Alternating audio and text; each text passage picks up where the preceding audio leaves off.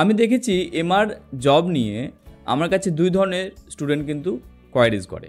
এক ধরনের স্টুডেন্ট বলে যে স্যার এমআর জবটা তো প্রেসার ওরিয়েন্টেড জব, ডক্টরের কাছে ঘুরঘুর করা, কিছু লাইভ নাই, তার কাছে ওটাই রিপ্রেজেন্ট হয়েছে। এটাও বাস্তব অবশ্যই। আবার আরেক ধরনের স্টুডেন্ট বলে যে এটা তো খুব ভালো জব, কারণ এখানে ট্রাভেল করতে পারি, বাইক থাকবে নিজস্ব, ফর্মাল ড্রেস পরে থাকবো, দেখে সুন্দর, মানে দেখতে খুব সুন্দর লাগবে, দেখে মনে হবে যে একজন কিছু একটা করছি। তো আলটিমেট দুই ধরনের স্টুডেন্টদের কিন্তু মিশ্র প্রতিক্রিয়া আছে। আজকের ভিডিওতে তাই এমআর জবের বাস্তব চিত্রটা তোমাদের সাথে তুলে ধরবো, যে এই প্রফেশনটার কিছু বিষয় হয়তো আমাদের জানা প্রয়োজন আছে, যেটা আমরা মনে হয় যেটাকে আমরা লুকিয়ে রাখি, কিছু বিষয় আছে যে তোমরা হয়তো জানো না। তাই সব কিছু মিলিয়েই ভিডিওটা হতে চলেছে, যেখানে আমরা এমআর জবের A to Z আমরা সিনারিও জানার চেষ্টা করব। প্রথমে আমরা জানবো যে এই এমআর জবটার রোল এবং রিয়েলিটি কি করতে হয়। শুধুই যে ডক্টর ভিজিট করতে হয় তা নয়, অবশ্যই ডক্টর ভিজিট তো একটা পার্ট। যে কোম্পানিতে তুমি যখন চাকরি পাবে, ওই কোম্পানির রিপ্রেজেন্টেটিভ হিসাবে তোমার যেটা কাজ হবে, তুমি ওই কোম্পানির প্রোডাক্টকে প্রমোট করবে ডক্টরের কাছে। এটা তোমার কাজ থাকে। তোমার কাজ থেকে ধরো কেমিস্ট্রির কাছে ভিজিট করা, অর্থাৎ ওষুধের দোকানে ভিজিট করা, স্টকিস্টের কাছে ভিজিট করা, রিপোর্ট তোমাকে সাবমিট করতে হবে কোম্পানির কাছে। তো এই কাজটা প্রতিদিনের কাজ। আর সাথে কি থাকছে না, অন্তত 10 থেকে 12টা ডক্টর ভিজিট করতে হবে। তো এই কাজটা করতে গিয়ে যেটা তোমাদের করতে হবে, যেটা তোমাদের যাবে, অন্তত তুমি ধরে রাখো 10 ঘন্টার একটা শিডিউল, 8 থেকে 10 ঘন্টা তোমার একটা শিডিউল থাকে। তুমি হার্ডলি হয়তো 10টা ডক্টর ভিজিট করবে, 10টা ডক্টর ভিজিটের 2 মিনিট করে যদি সময় দিই, তাহলে 20 মিনিটের ব্যাপার। কিন্তু এই 20 মিনিটের জন্য তোমার সারাটা দিন যাবে, 8 থেকে 10 ঘন্টা তো সময় যাবেই যাবে। আর একটা বিষয় যেটা হয়, তোমাকে প্রতিদিন টার্গেটের কথা থাকবে, প্রতিদিন যে কত সেল হলো, এই মাসে কত চলছে, এই 15 তারিখ হয়ে গেল রে, কতটা কি হলো বল, কতটা তোর বাকি আছে, অর্ডারের কি অবস্থা, পেমেন্টে এসেছে কিনা। এই যে টার্গেট ওরিয়েন্টেড যেহেতু প্রফেশন, তা এই সেলের পেসের একটা কন্টিনিউ তুমি পাবে, একদম পাবেই পাবে। সঙ্গে যেটা তোমার জানতেই হোক বা অজান্তেই হোক, তুমি ধরে রাখো 3 থেকে 4 কিলোমিটার তোমাকে হাঁটতে হবে। অনেকে বলবে যে অসম্ভব।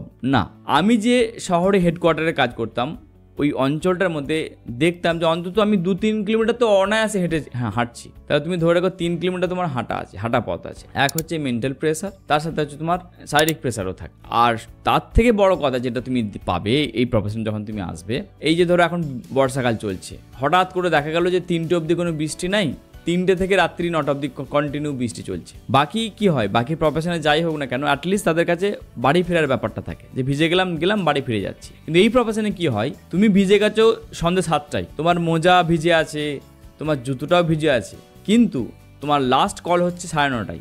একটা ডক্টর ভিজিট করতে হবে, ইম্পর্টেন্ট ডক্টর আছে, 9:30টার সময় ভিজিট করতে হবে। তাহলে 7টার সময় করে মোজা ভিজে গেলেও, জুতো ভিজে গেলেও 7টা থেকে 9:30 অবধি তোমাকে ওয়েট করে থাকতে হবে। 9:30টার সময় করে কল শেষ হবে, তারপর তুমি বাড়ি যাবে। তাহলে এই বিষয়টা তোমাকে কিন্তু ফেস করতে হবে। আরও দেখতে পাবে তুমি, তোমার ধরো প্রচণ্ড গরম চলছে, 40 ডিগ্রি 42 ডিগ্রি বাইরের তাপমাত্রা হয়ে যাচ্ছে। তো এই তাপমাত্রাতে মানুষ যেখানে ধরো বেরোতে চাইছে না, ওকে, তো সেখানে তোমাকে কিন্তু বাইকিং করতে, বাইক চালিয়ে যেতে হবে। এই জিনিসগুলো থাকে। জব এবং রিয়েলিটির সম্বন্ধে জানার পর যেটা আমাদের জানতে হয়, যে এত কিছু করার পরও স্যালারির ব্যাপারটা কেমন কি স্যালারি পাওয়া যায়, যেটা আমি হয়তো অনেক ভিডিওতে বারবার বলেছি। বর্তমানে স্যালারি যদি আমরা বাস্তব সিনারিও দেখি, ধরে রাখতে পারো সব মিলিয়ে তুমি 18 থেকে 20,000 টাকা পাবে, যেমন নিলামসাম যে কোম্পানিতে তুমি পাও না কেন, ওকে। তাহলে স্যালারিটা মোটামুটি বলতে পারো যে না খুব ভালো না খুব খারাপ, মাঝামাঝি অবস্থান করছে, এটা আমরা বুঝতে পারছি। তার সাথে ইনসেন্টিভ যে গল্প আছে, সেগুলো ম্যাচ করলে, কোয়ার্টারলি হলে তবেই তুমি সেটা পাবে। ইনসেন্টিভের যে কথাগুলো আমরা বলি, তো এটা তো এমন নয় যে সবাই পাচ্ছে, সবাই পায় না, হয়তো হার্ডলি কত 3 থেকে 4% লোক পায়, তার বেশি ম্যাক্সিমাম জনই হয়তো পায় না ঠিকঠাক করে। তো এটা একটা ব্যাপার থাকে। আর যদি আমরা গ্রোথের কথা বলি, যে এই প্রফেশনের গ্রোথ কি আছে, অবশ্যই তুমি যদি ভালো করে পারফরমেন্স করো, তোমার যদি কমিউনিকেশন ঠিক থাকে, তোমার যদি সেল ভালো থাকে, এই সব কিছুকে ম্যাচ করলে তবেই তুমি বলতে পারো যে আমি 3 বছর বা 4 বছর পর এরিয়া ম্যানেজারের জন্য ছুটতে পারি। তো তারপর যে এরিয়া ম্যানেজার হোক, RSM হোক, ZSM হোক, এরকমভাবেই পর তোমার গ্রোথের অপশন কিন্তু আছে। গ্রোথের অপশন না হয়তো আলোচনা করলাম। তাহলে এখন প্রশ্নটা দাঁড়াচ্ছে যে তুমি কি এই প্রফেশনের জন্য যোগ্য, না তোমার মধ্যে সেই যোগ্যতাটা নেই, এটাকে জেনে নিতে হবে। এমনও এমআরদেরকে দেখা যায় যে 2-3 বছর পর কিন্তু এই প্রফেশন ছেড়ে চলে যায়, কারণ এই প্রফেশনে তারা ভেবে এসেছিল যে শুধু স্যালারি পাবো, খুব স্যালারি আছে এই ভেবে এসেছিল। পাশের কাউকে দেখা দেখি, কিন্তু এসে দেখছি যে বিষয়টা অন্য কিছু, আরও অনেক কিছু ব্যাপার আছে, তাই কি করে তারা এই প্রফেশনটাকে ছেড়ে চলে যায়। তাই তোমাকে এখন দেখতে হবে যে তুমি এই প্রফেশনের জন্য যোগ্য কি না। তাহলে তোমাকে তাহলে কি দেখতে হবে, তোমার যদি মনে হয় যে আমি ট্রাভেল করতে পারবো, দৌড়ঝাঁপ করার ক্ষমতা আছে, কমফোর্ট জোন পছন্দ না করলেও হবে, আমি একটা জায়গায় বসে কাজ করব না, আমি ট্রাভেল করতে অসুবিধা নেই আমার, বলতে পারো যে কায়িক পরিশ্রম করতে পারবো, তাহলে অবশ্যই এসো। 1 2 নম্বর হচ্ছে যে প্রেশার হ্যান্ডেল করতে হবে। কেমন প্রেশার?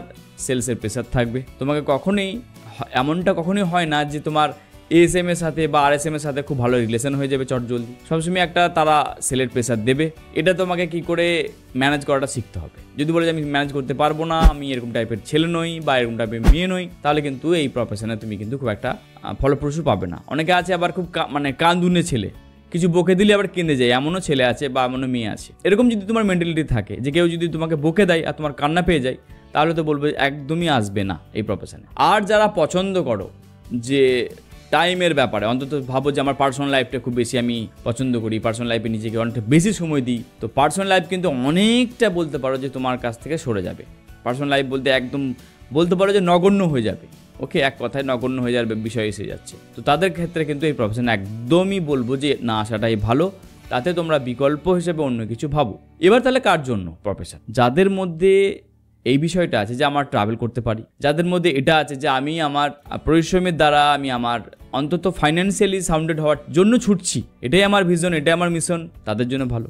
যারা টার্গেটকে নিতে পারবে, যারা মনে করে যে টার্গেটকে অ্যাচিভ করে নিজেরও অ্যাচিভমেন্ট হবে, প্যাশন যাদের মধ্যে আছে সেলস নিয়ে, তারা কিন্তু এই প্রফেশনে স্থায়ী হবে এবং তাদের জন্যই বলবো যে এই প্রফেশনটা বেস্ট।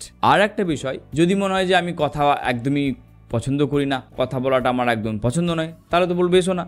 কারণ এটা হচ্ছে কমিউনিকেশনের জায়গা, অনেক কথা বলতে হবে, অনেক জায়গাতেই তোমাকে মুখ খুলতে হবে, না চাইলেও মুখ খুলতে হবে। তো সেই ক্ষেত্রে তোমার কমিউনিকেশন যেহেতু মেন বলতে পারো যে অস্ত্র এই প্রফেশনের জন্য। যদি অল্প ভাষী কেউ যদি হও, অনেকে আছে তোমাদের মধ্যে যে অল্প কথা বলে, চুপচাপে শান্ত, তারা কিন্তু এই প্রফেশনে এসে অনেকটাই প্রবলেম ফেস করবে। তাই কমিউনিকেশনের উপর একটা ভালো জোর দিয়ে, যদি মনে হয় যে আমার নেই, তাহলে তোমাকে সেটা নিতে হবে, যদি মনস্থির করে নাও এই প্রফেশনে আসার জন্য। দেখো, আমি যেটা মনে করি, আর 5টা প্রতিটা প্রফেশনের মতনই এই প্রফেশনের ভালো খারাপ দুটোর দিকই আছে। তোমার মানসিক পরিস্থিতি, তোমার এনভায়রনমেন্ট পরিস্থিতির উপরে তুমি যেভাবে নিজেকে দেখতে চাইবে এই প্রফেশনকে নিয়ে, সেটাই তুমি রিপ্রেজেন্ট করবে। যদি তোমার মনে হয় যে এটা ভালো, তাহলে ভালো, আর যদি মনে হয় যে এটা খারাপ প্রফেশন, তো খারাপ প্রফেশন। এই বিষয়টা কিন্তু অল টাইম ছিল, আছে এবং আগামীতেও এই জিনিসটা কিন্তু থাকবে। কারোর দেখা দেখি ভালো বলার দরকার নেই, কারোর দেখা দেখি খারাপ বলারও দরকার নেই। এমআর সংক্রান্ত